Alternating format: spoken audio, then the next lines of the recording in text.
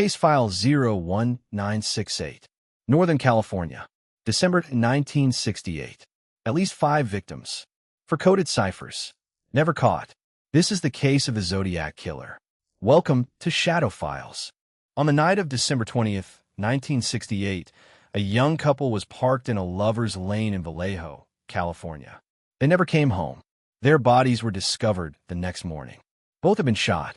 There were no witnesses, no motive, and no clear suspect. The case might have remained an isolated tragedy, but it was only the beginning. 7 months later, in July 1969, a similar attack occurred just a few miles away. A young man and woman were shot while sitting in a parked car. The woman died. The man survived, and within an hour of the attack, the killer did something no one expected. He called the police. He told them exactly where the bodies could be found. Then he calmly identified himself as the same killer from the December murder. It was the first time investigators realized they were dealing with something new, something organized, something terrifying. 2 weeks later, 3 major California newspapers received identical letters. Each letter was handwritten.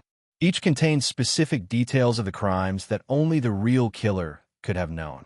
And each was signed with a strange symbol, a circle with a cross through it. It became his signature. His name for himself came shortly after.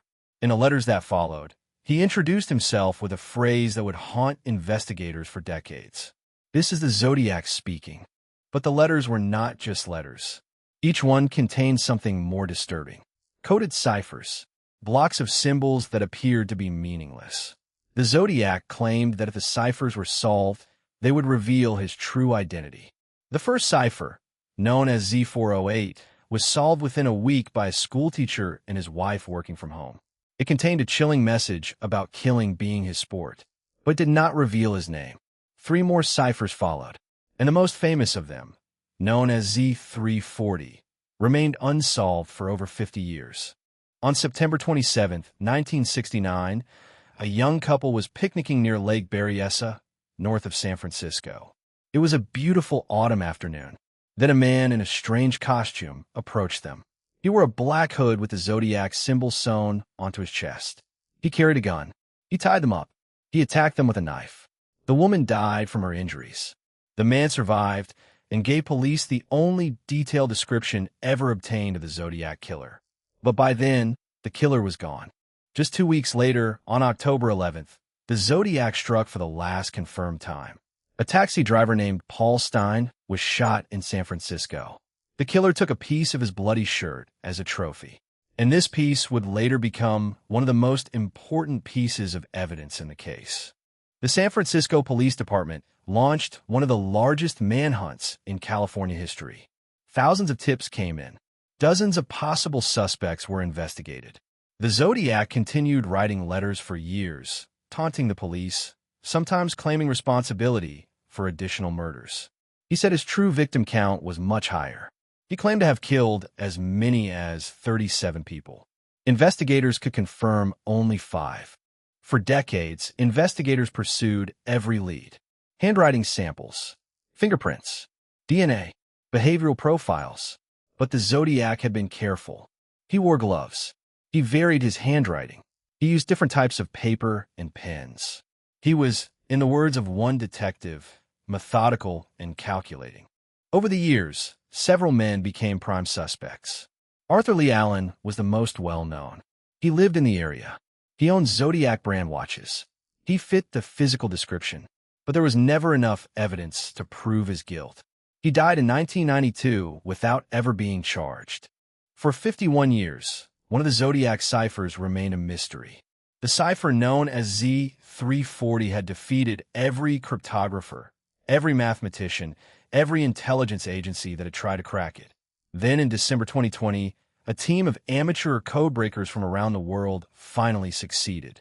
3 men, a software developer from the United States, a mathematician from Australia, a programmer from Belgium, working together online.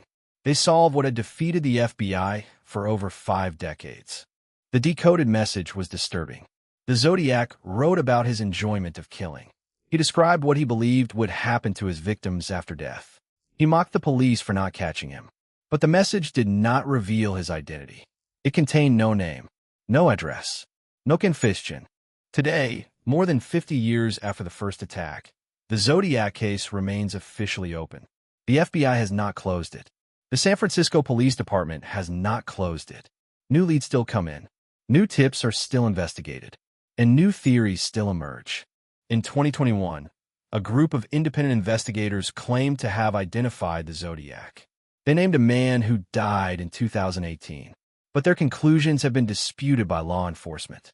Officially, no arrest has ever been made. No confession has ever been confirmed.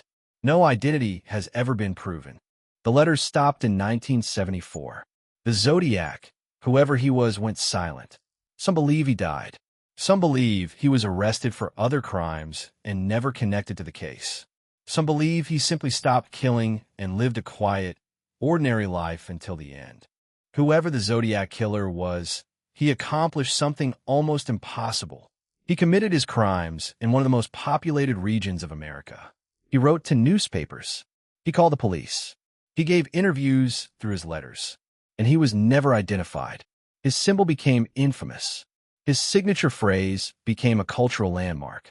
But his name remains unknown. Case file 1968. The Zodiac Killer. 5 victims confirmed. 1 killer, never named.